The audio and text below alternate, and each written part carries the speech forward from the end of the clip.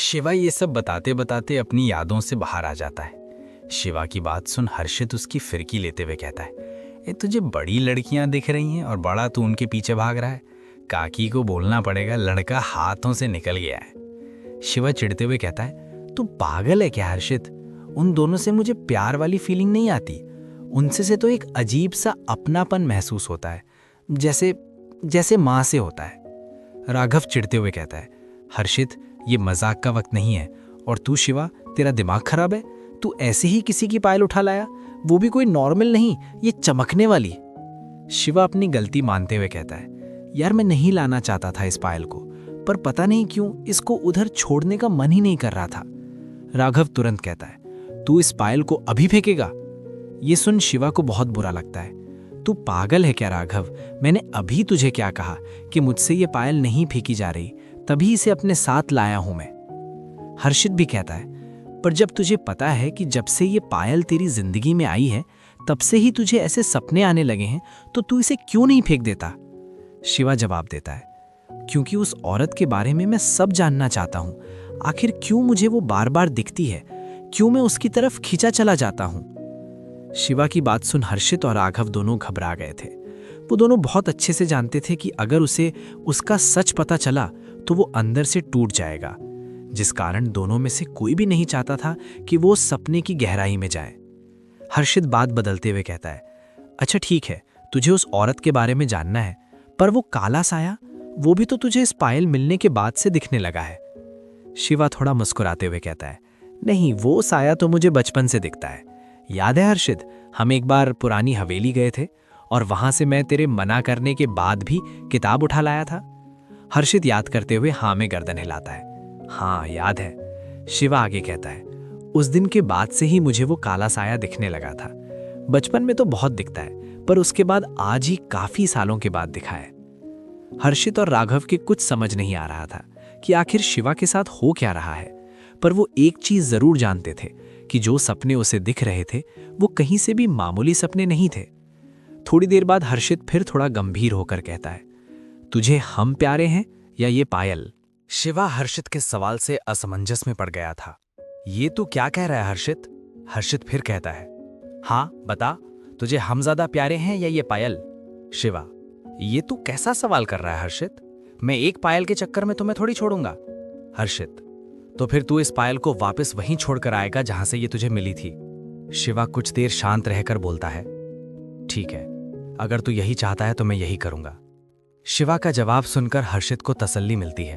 वो गहरी सांस लेकर अपने मन में कहता है, मैं नहीं जानता शिवा कि तेरे साथ चल क्या रहा है, पर मैं इतना जानता हूं कि हम सबकी लाइफ बहुत अच्छी चल रही है। अब गड़े मुर्दे उखाड़कर मुझे अपनी जिंदगी में कोई फालतू का एडवेंचर नहीं चाहिए। राघव, ठीक है, बहुत रात हो गई है और कल हमारा प्लान भी है घूमने का। अभी सो जाओ, वरना उठ नहीं पाओगे। राघव की बात मान दोनों अपनी अपनी जगह पर लेट जाते हैं। वहीं दूसरी तरफ पृथ्वी से कोसों दूर शक्ति लोक में, जो जगह कभी उसकी सुंदरता और दिव्यता के लिए जानी थी, वो चारों तरफ से अंधकार और धुंध से भर गई थी। वो मन मोहने वाले पेड़ और फूल काले घने जंगल में बदल गए थे। दिन हो या रात, हर वक्त उधर अंधेरा ही पसरा रहता था।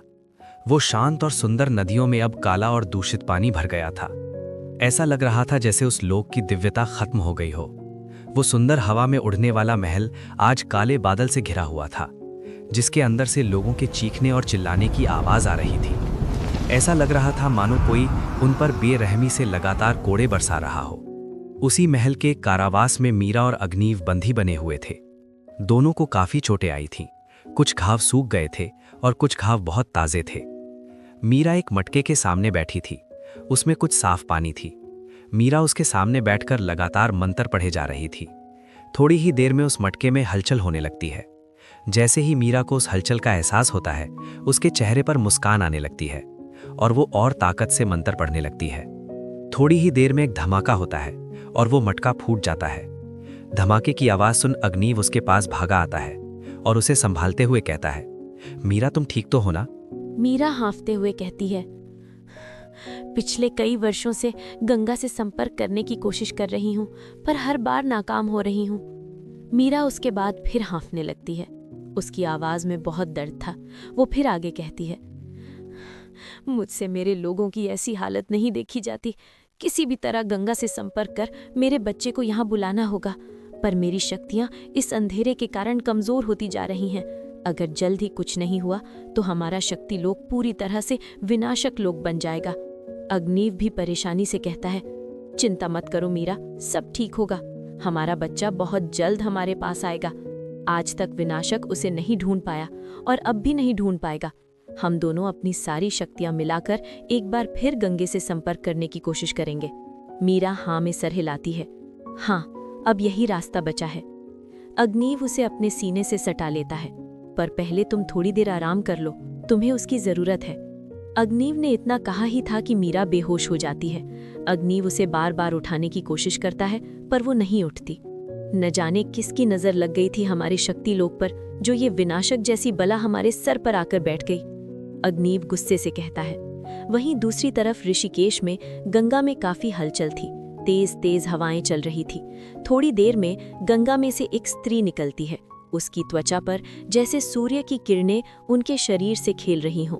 उसके काले लंबे बाल समुद्र की तरह लहरा रहे थे। उनकी आंखों में गहरे नीले रंग की गहराई थी, जैसे वो खुद समुद्र के गहरे कोनों से आई हों। इन आंखों में असीम शांति और शक्ति का मिला जुला दृश्य था।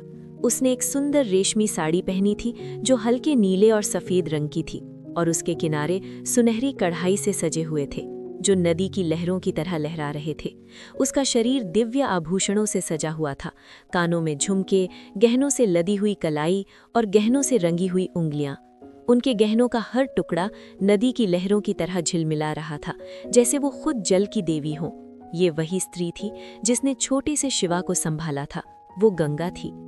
गंगा माँ चारों तरफ देखते हुए अपनी कोमल आवाज में कहती हैं, ऐसा प्रतीत हो रहा है जैसे मीरा मुझसे संपर्क बनाना चाहती है, पर वो मेरे तक पहुंच क्यों नहीं रही है।